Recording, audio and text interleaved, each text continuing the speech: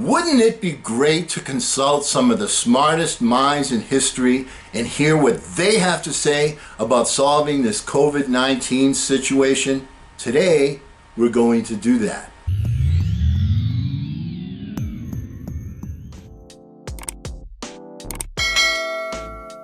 Hello again, everyone. I'm Eli's dad with Project Eli, where we educate, lead, and inspire.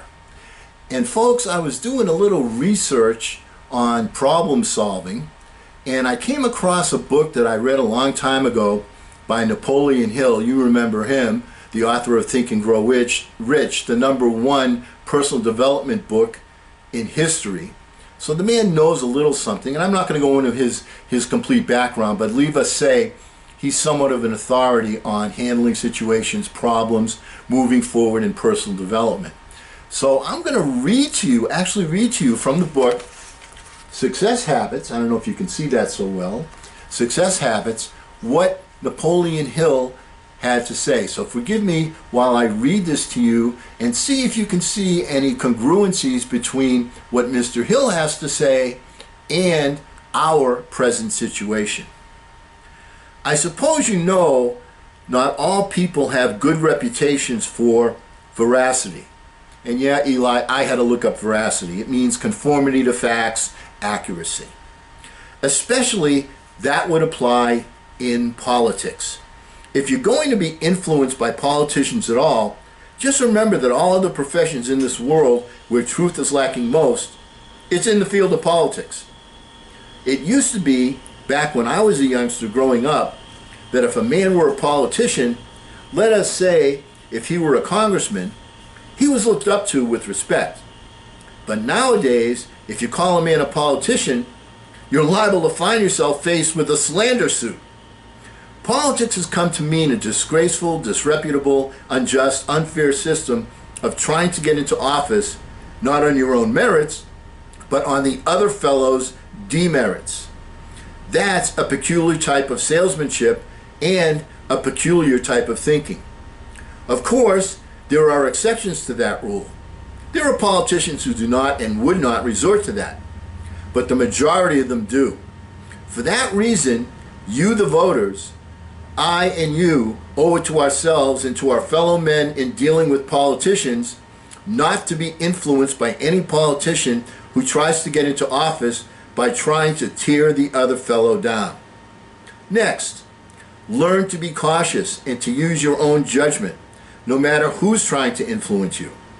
If a statement does not harmonize with your own reasoning power, and if it's out of kilter with your experience and logic, at least hold it up for further examination.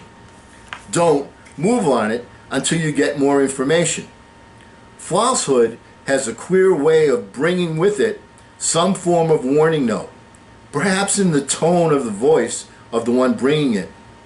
This, when it's recognized, is known as intuition. Isn't that a strange thing, that falsehood has a queer way of bringing with it, to whatever form it's expressed, a warning note? Excuse me. And I want to go on.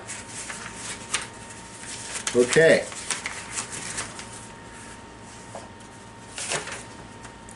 In seeking facts from others, and here is a humdinger, do not disclose to them what facts you wish to find, because many people have the habit of trying to please, even if they have to fabricate or exaggerate.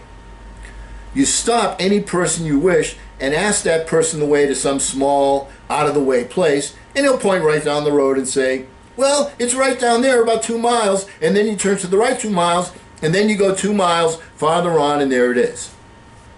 As a matter of fact, it might be that the place is back in the other direction, but he'll never tell you that he doesn't know.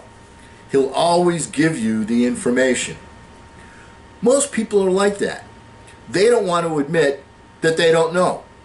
When they find out what answer you expect, there is a common trait, a common weakness in people to try to give you the answer you're looking for.